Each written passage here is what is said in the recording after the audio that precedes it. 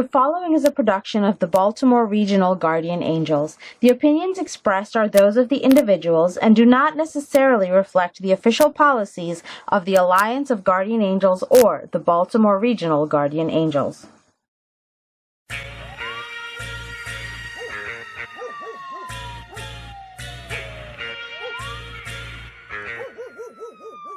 "2015 was one of the most violent years in Baltimore history.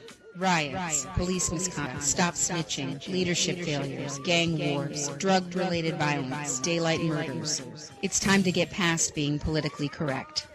It's time to go beyond the streets. Beyond the Streets, the Baltimore Guardian Angels podcast."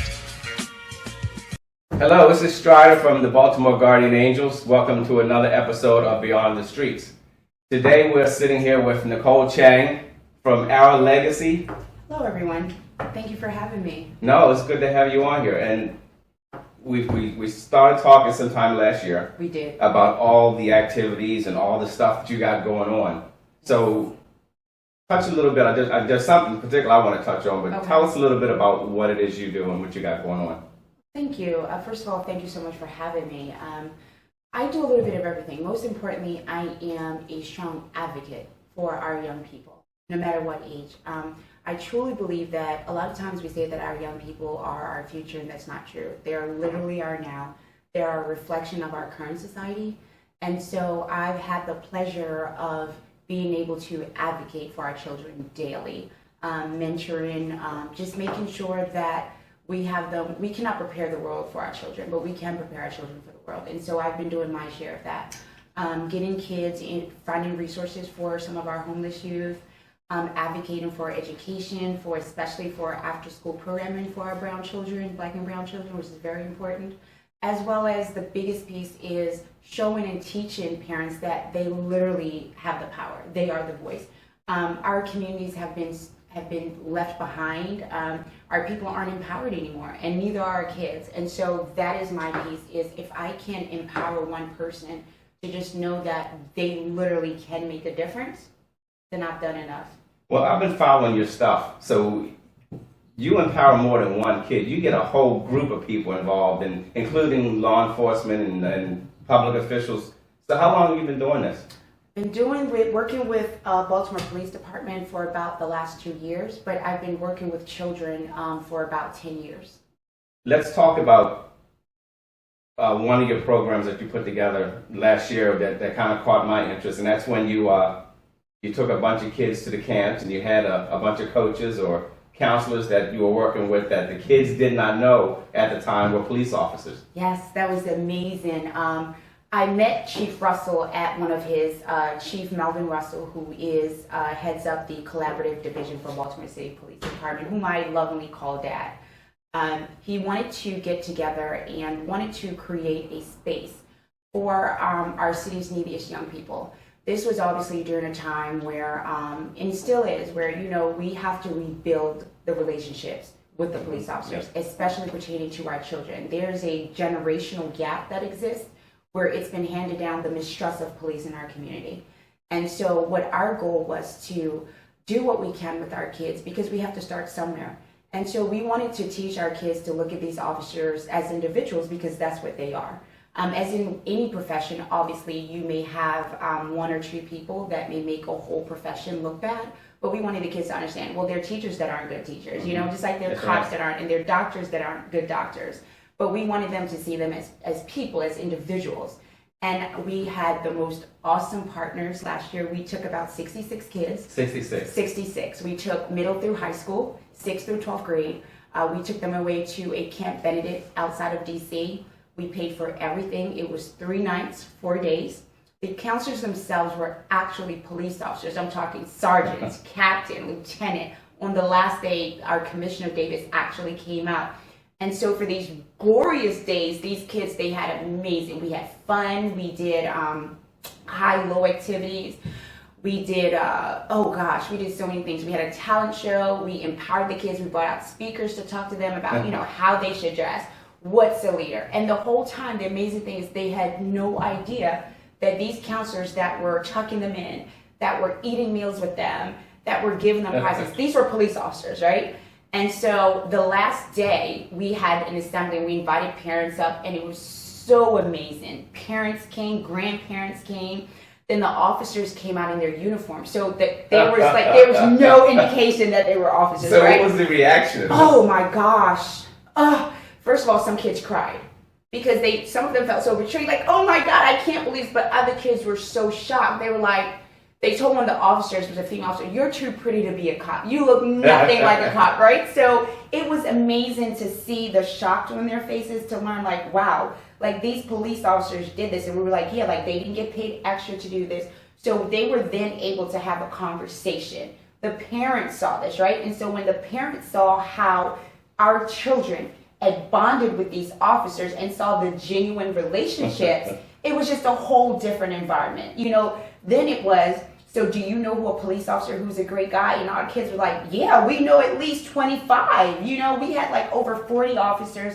We had firefighters. We had folks from the military. It was amazing.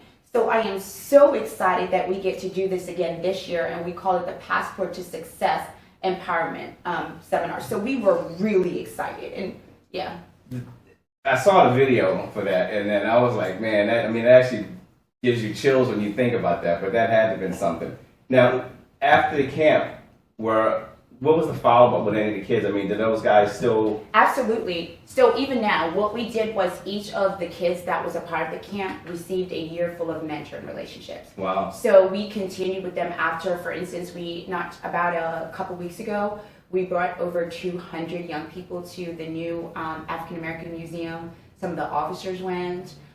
We took them back to school. Chief Russell made it possible, so we took a group of them back to school shopping right after the camp.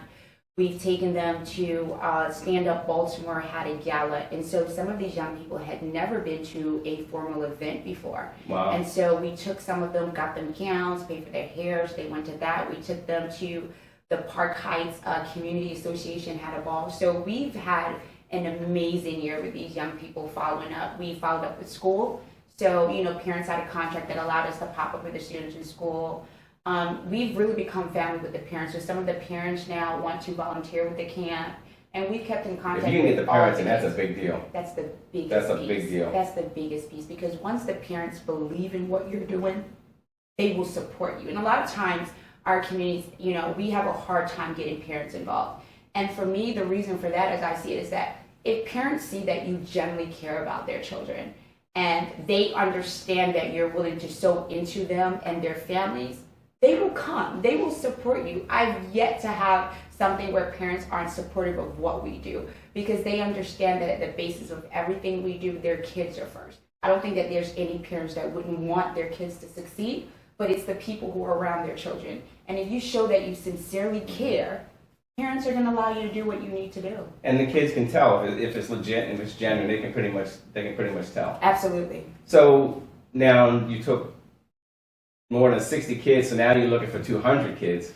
So how do the kids find your program? I'm glad you asked that. So we didn't just do middle school. So we also did elementary school, but we did a one-day camp for them in Baltimore. And this year, so we'll be doing, it's K through 12.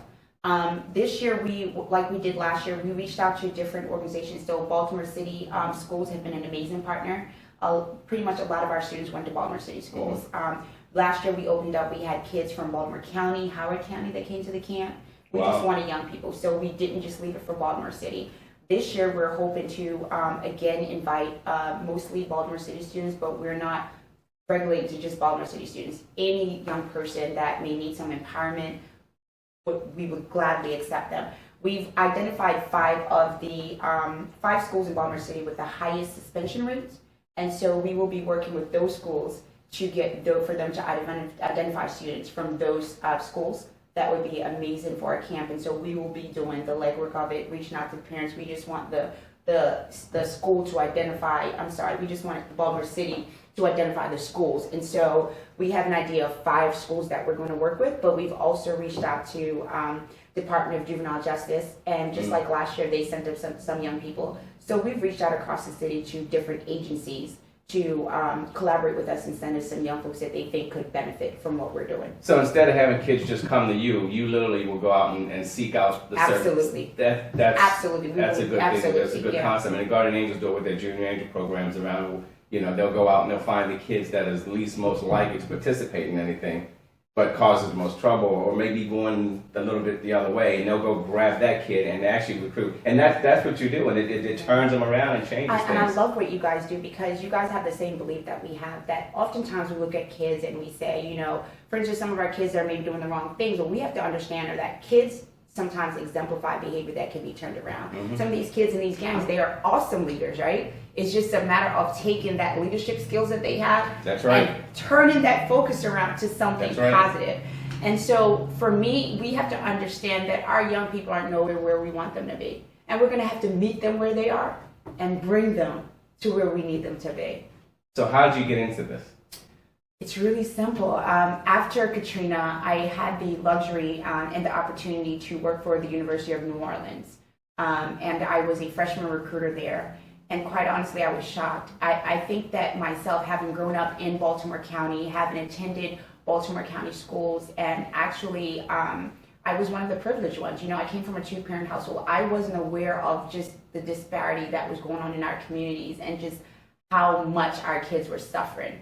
It wasn't until I moved to New Orleans that I was able to see really what was going on in our education system. I had to do something. And so I decided that if I was going to make a change, it needed to start with where I came from, at home. And so I moved back here to Baltimore and started working. I'd already built my nonprofit, created my nonprofit in New Orleans, and had gotten started in several schools there. So I moved back here and began immediately just working. I started with Stand Up Baltimore, a nonprofit here in Baltimore that's done an amazing work. And so it kind of grew from there, created the relationships. But like I said, I've been doing this for 10 years working with young people, and it never gets tiresome, literally. It's needed. For me, this is not work. This is literally what I am supposed to do. Mm-hmm. It's my purpose, and someone's got to do it.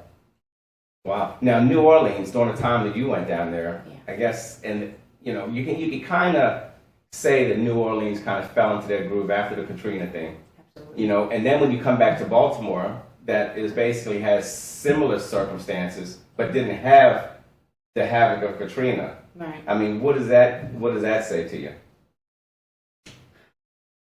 I wouldn't say that we aren't as bad. You know, we haven't had a natural disaster, but we've had so many other things happen. Freddie Gray, the DOJ coming in. Our city, most cities, I think in urban areas, we have the same problems, right? So like what's going on in Chicago, what's going on in Kansas, what's going on in Compton, what's going on in Baltimore, it's the same thing. Our communities have been ignored for so long. Our kids have been neglected. Our Black men have been disrespected. So it's a buildup of many things that have just grown. I don't think that any one city is way worse than the other. I think that's a misconception. I think that we're all doing bad in our urban neighborhoods. I think that all areas need improvement. So though I think that Katrina brought about a different set of issues to that city, I think that New Orleans had a lot of the same issues that we have. They have children that can't read.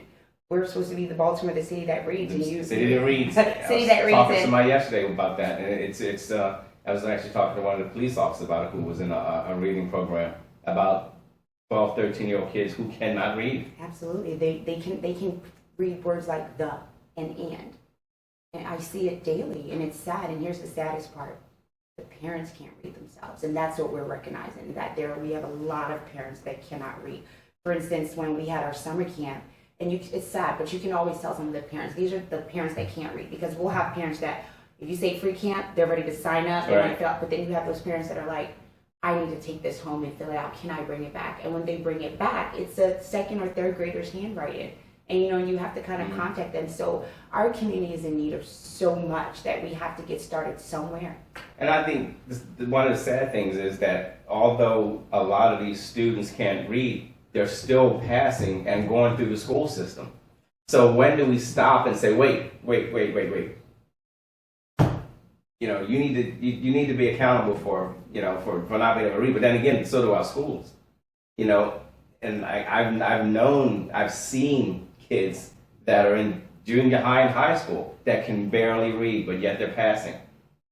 No, I agree with you, but the issue that I'm now realizing is that before we can even focus on our children learning, we have to have their basic needs met. Kids are hungry. Yeah, which is why they go to school. Which is why they come to school in the first place. School. Some of them aren't safe. They aren't safe in their homes. They need some place to come where they feel like someone cares, the attention. Some of our children are being abused. So there's so many things and needs that they have to have met before they can even learn. When our kids come into our classrooms, most of the times they're not even ready to learn yet. Their stomachs are grumbling. They may not have had any lights. They didn't have any shower. Had been up all night. Had been up all night.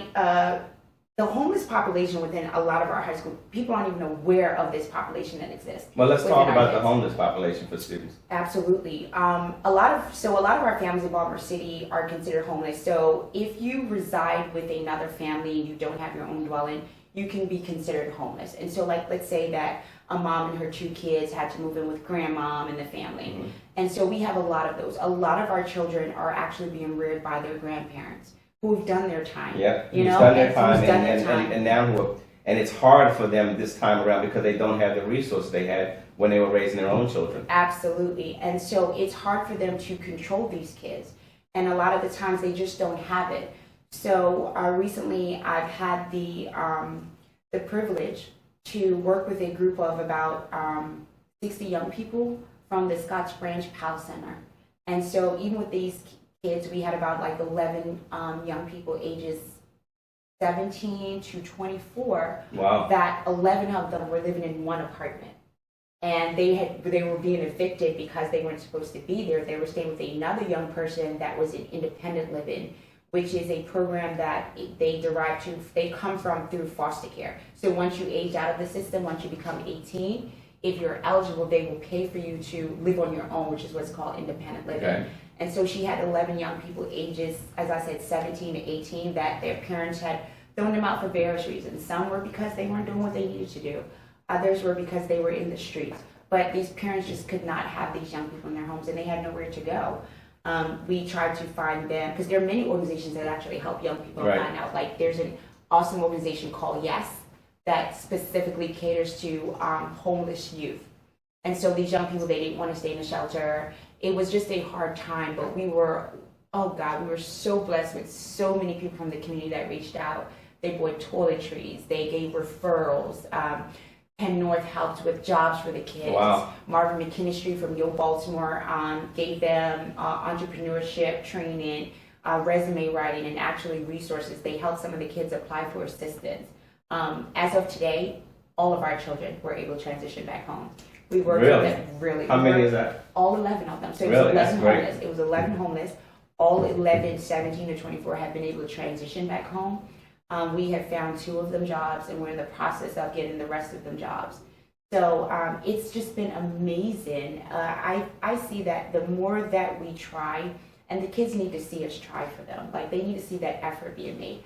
They're empowered by that. And once they believe that someone really cares, it's a difference. Oh, yeah, it's a big difference. It adds confidence. You know, you have some sort of stability because somebody's out there watching your back. Absolutely. And you're not alone. And I think even the police department just started a new thing called the HOT unit to deal with homeless and of course the mental illness issue, which is a big deal in Baltimore as well. And that's one of the reasons why I was so happy when we met, and I love what you guys do because you empower people within the communities to empower themselves and to take back our communities. So what you guys do, I think, is so valuable, and I love the fact that you guys are now doing this with our youth, with your junior program, because our kids need to feel empowered, right? And so they are the next emerging leaders. These are the ones that are going to take over our neighborhoods. They're going to lead the way, and so I absolutely love what you're doing, which is training and getting the next set of leaders ready. Well, they're the ones that's going to take care of us. Absolutely. So we got to make sure they're squared away and they're right. So what's next for you?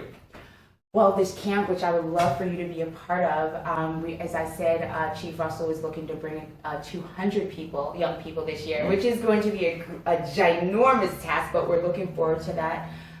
We're also working with, I'm really pleased with this, I have been able to work with a group called Huddle Up, And so Huddle Up is an initiative from the Driving Force Group. They were given a grant, a $1.8 million grant through Kellogg's to work in 3 cities, Kansas, Missouri, Compton, California, and Baltimore, Maryland, where they've identified 2 schools, specifically Mary Ann Winterling and Matthew A. Henson. I went to Matthew A. Henson. And you went to Matthew A. Henson, so I definitely need you. My goal or my job there is to create a model that's similar to community in schools. And so the idea is to bring all of the pieces that's missing from our schools that would make up our community. What I envision doing, and I've already reached out, I reached out to Baltimore City Police, the school police. I reached out to the clergy within the area of that school. I reached out to the businesses in that area, the community association, and I've also reached out to you to kind of come in and help. And so we need to sit down together and say, you know, these are our children, and so what do we need to do in order to get our kids thriving and learning? And we're going to start with these 2 schools. So what I envision is just the school will give us a list of needs, and I want us to sit down and figure out how we can go about that, right? But it's not just, I don't want to just solve the short-term issues, the root cause. So one of the things that we talked about, the principal shares, that their kids don't have uniform or undergarments. So why don't they have uniforms, right? So is it that the parents can't buy them? Well, why can't the parents buy them? Do they not have the jobs that will allow them to take care of their families? Well, why don't they have these jobs? Is it that they need more training, more education? So let's get to the root cause. So you actually get involved in the families as well. Absolutely. Like, and which I think is great, because you can fix it on the surface, but if you don't fix the base, you know. So what has been your history with trying? How do you make that work with the family? I mean, how does that usually come about? Generally, what it comes about, I am really good at building relationships, right? But what I've noticed that when it comes to the children, like, people often say that it's so hard to get parents involved. No, it's not. No, it's not. It's absolutely not. No. One thing people like to do generally, we like to complain. So you can always find a parent that wants to tell you what's wrong. So my idea this year, and I'm so glad the principals have endorsed it, I don't want to reach out to the parents that we normally see in the schools. I've asked each of the schools to name me 5 parents that are absolutely problems. I want the parents that complain the most. I want the parents that call you guys and curse you out. I want the parents that show up and there are problems every day, because those parents, they have something to say. Right. So whether good or bad, I know that they have something they say. There's something there. There's something there, right? There's something that drives them insane. So those are the parents that I want, because if I can work with these 5 or 10 parents that are, quote unquote, the most pragmatic, and together we can solve their issues and get them to be champions. But you're empowering them now. Absolutely. Now all of a sudden, now they have a goal and a focus. Absolutely. So now I'm saying to you, okay, we've heard the things that you've been saying. Now I'm going to give you the power. Right. Let's talk about what are the solutions that you see, right? But you have to be a part of this conversation, and I'm going to give you the opportunity. So I'll set up everything for you. Do you need childcare while we're meeting? Done. Do you not want to meet in the school? Do you want to meet at a restaurant? There's no excuse. There's no excuse. Done. Do I need to come and pick you up? Done. Done. You know, it's time that we started empowering our people and stop looking to outside entities to solve our issues. We are literally all we got. We're literally it, and we need to realize that. And we'll be so much stronger when we do. And I think that a lot of people want to do something, they just don't know how to do it. So when somebody comes up and says, okay, here's the path we need to walk, now all of a sudden you'll see that people follow. And then like you said, then after that, they will take the lead on it. Once they understand the process, they'll take the lead on it. But I like what you said. You're going to give me the ones that complain the most, and let's give them the power. And that's what I love about you. It's just the fact that you are someone that sees that, and you're really willing to work with anyone, as long as they want to do something and make a difference, right? And I agree with you solely, is that a lot of times people think that when they hear community work, or they think that you want them to give money, and no, we want your time, right? And even if it's an hour, I don't care. Give me an hour and we can find something where you can make a difference. And it's all about partnerships and compromise. Yes. And everybody wants to make a difference. I think what we've realized in the Angels is that there are so many more requests coming from communities now, for communities that are saying, hey, what can we do? That's a big deal. And when people start asking you, what can we do? You got to grab them right there. Absolutely. So, because that moment will pass. Absolutely. So you got to get them before that moment leaves. Yes, that's I agree with that. I haven't really had a hard time garnering support from our community. And maybe that's because I work with children. And so I've yet to go to someone and say, look, I need some help. If anything, I don't have enough for them to do, because we've just had a great support base, especially from our clergy, and especially from Stand Up Baltimore has done an amazing job with providing different community organizations that's willing to help. And as you said, one of the things that Baltimore City has been focused on is collaboration. And so anytime I do anything in the community, I always try to make it a point to reach out to at least 2 or 3 other organizations to bring them on board. And that's what then everybody's working together and you're moving the ball. Absolutely. But that's how it works. But I think, what you do is pretty impressive. Like I said, I do follow your stuff and we communicate. But now let's talk about the state of Baltimore right now. And I mean, every day something's going on, and which means that what it is that we do as community workers, as they call us, is that much more important. Because, as you see, when something happens, the community sees it as a negative thing, but we're the ones that they go and say, look, you know what, it's not that bad. We got this. We got this. So what have you seen? I think right now, especially in Baltimore City, this deal with the education budget is just a really big deal. That's pretty much what our city is focused on right now. I don't think that it's really hit the parents in the community yet, what this really looks like and what this means. I've been hearing people talk about the possibility of this. It's not something that may happen. It's something that's going to happen if our governor or mayor doesn't step in and fix the issue. For instance, Mary Ann Winterland, after talking to the principal yesterday, she's going to lose her AP. The children may not have recess any longer. They're not going to be able to have a library. This is elementary school. So how do you get the parents or the community involved when it comes to that? Because one thing that I realize is that there's a lot of stuff that people just don't pay any attention to. You got to pretty much throw it in their face for them to see it.